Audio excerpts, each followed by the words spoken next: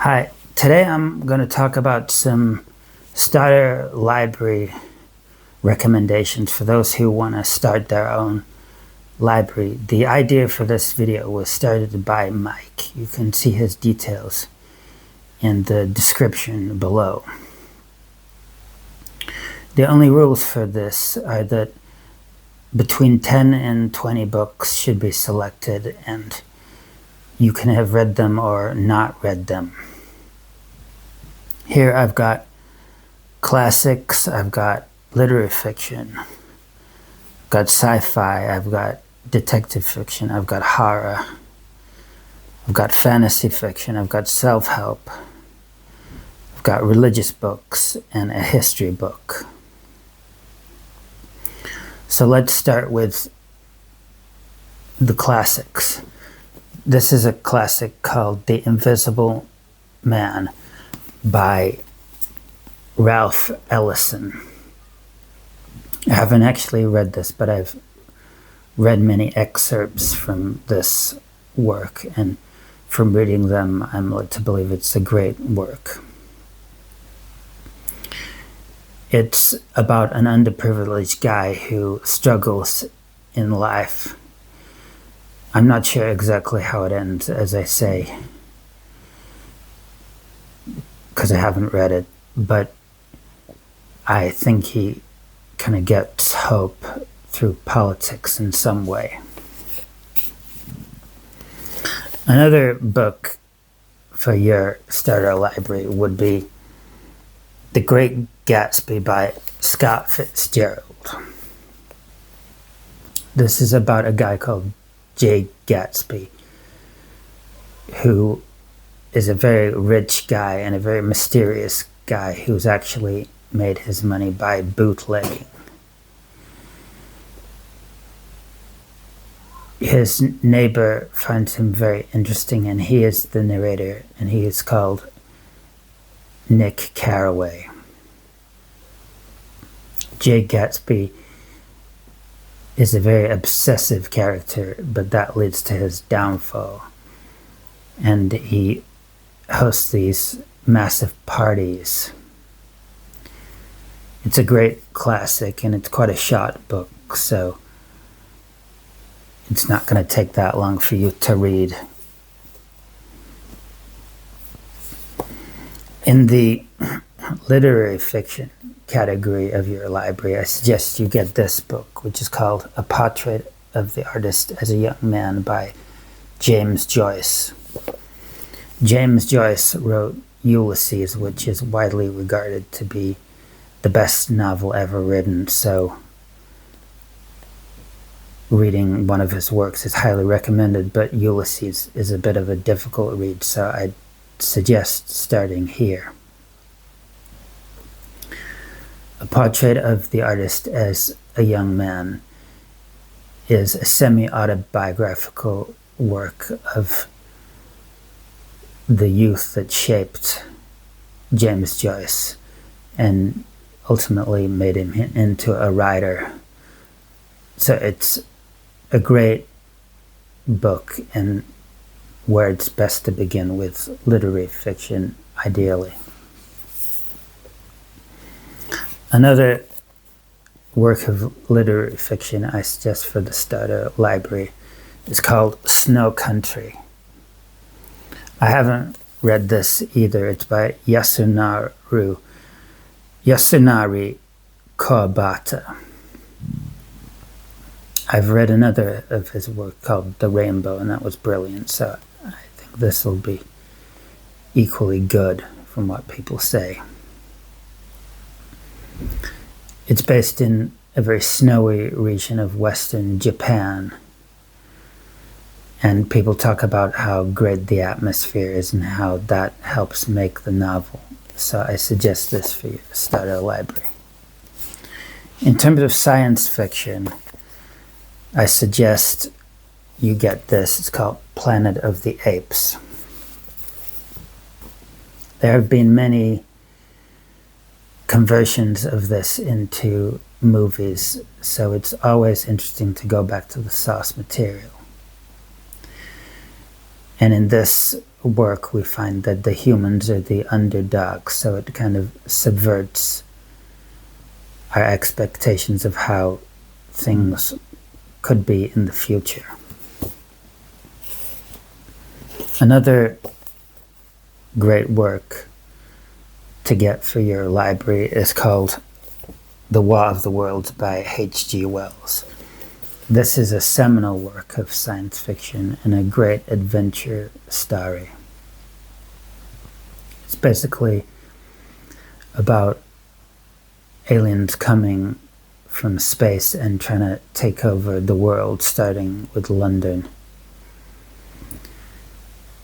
It's a great read, but it'd be very rewarding if you're from that part of the world, because then you can understand all the locations he's talking about. I didn't really understand all the locations he was mentioning in this book. Another book for your library would be this detective fiction novel called The Number One Ladies Detective Agency by Alexander McCall Smith. I haven't actually read this, but I've heard a radio play of it. It's basically got a very realistic kind of part to it, in my view, because it's about things like disappearances, where it's easier to imagine that a freelance detective would be employed. It's based in Botswana, so you get lots of travel details about Botswana, so it's also very interesting for those who like travel. There have been many further novels of this, so you can really get into the series if you like the first book. Another detective fiction work I suggest for your library is called Murder in Three Acts by Agatha Christie. I haven't read this yet, but Agatha Christie never disappoints with all the twists and turns she provides, and she is a master in plot. In terms of horror, I suggest getting Frankenstein by Mary Shelley. This is a great iconic work of horror and makes you think how we need to make sure that we invent things that improve human happiness rather than decrease it. In terms of horror fiction, I also suggest you get a book by Shirley Jackson. She is a brilliant writer, and literary critics have a high view of her. This is supposed to be her best work. It's called We Have Always Lived in the Castle, although I haven't read this. So in terms of fantasy fiction, I suggest you get The Hobbit, which is the prequel to The Lord of the Rings. This is a great adventure tale about a hobbit who lives a very sheltered life in a hobbit hole, and he smokes his pipe and drinks tea and things like that. And he is encouraged to go on a quest to recover some treasure.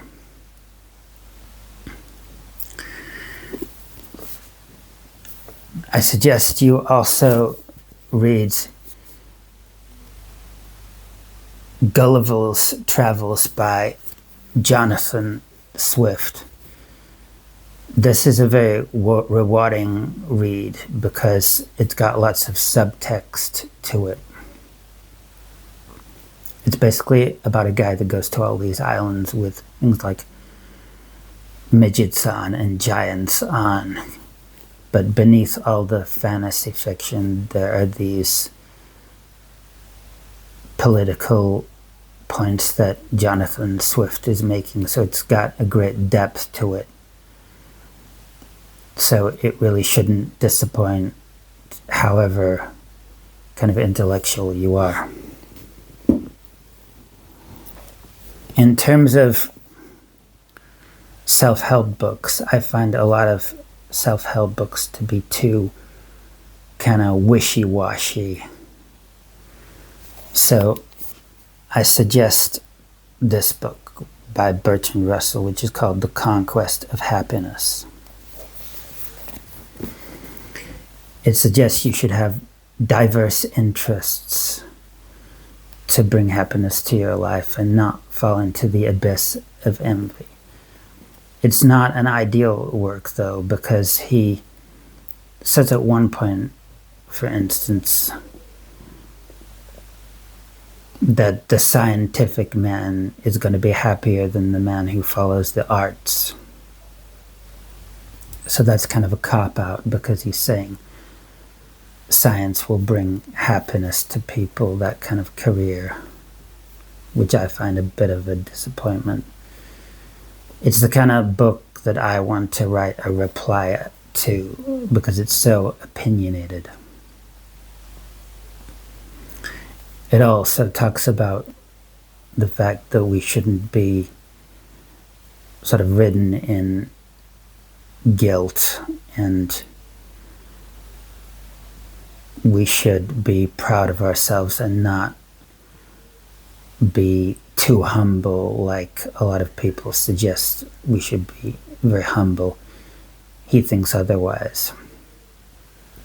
All in all, it's a very opinionated book that interests you because it's so opinionated, but you'll often find, I suspect, that you won't agree with what he has to say. Another book I suggest you get for your starter library is called Mere Christianity by C.S. Lewis, where he seeks to justify his belief in Christianity, and he makes a very solid case. This will be of interest to those who aren't Christians and those who are Christians. He talks about Christians as believing that a mind is behind the universe, whereas atheists believing that matter is behind the universe. He kind of brings to light the real shortcomings of the materialistic view. It's a very good read. He talks about the fact that just because you're a Christian, it doesn't mean you shouldn't have time for other forms of spirituality, which leads me on to talking about the next book I suggest for your library, which is called Jesus and Buddha, The Parallel Sayings. In this book, sayings by the Buddha and Jesus are put in a parallel text format, which shows the similarity between what the Buddha said and what Jesus said. This is of particular interest to those who like to go back to the original figures of these religions. It's also very interesting from a cross-cultural kind of viewpoint. Those who like to travel, or at least yearn to travel to other nations, may particularly like this kind of book. I don't read a lot of history because I think of history as happening now, with world politics the way it is. And the world leaders of today will be historical figures in the future. I like to understand what's happening globally right now. I think people can get a bit trapped inside history and forget about the important thing is now.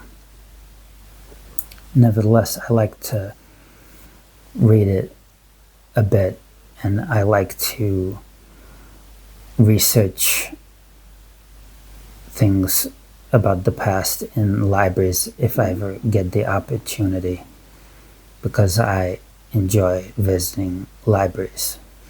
But still, I do have a history book that I suggest you get for your starter library. It's called A Little History of the World by E.H. Gombrich. This is great for both educated people and both non-educated people, because educated people, I think, will still find details that they didn't know about. It's a very valiant attempt to write a history of the world, and I really enjoyed reading it.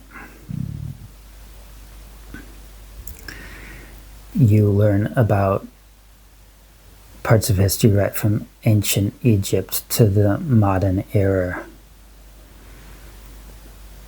It's also a book that covers the thinking of various eras and not just the kind of military conquests and development in various parts of the world. So it's a great work. So thanks to Mike for coming up with the idea for this kind of video. And thanks for watching. I'll see you next time.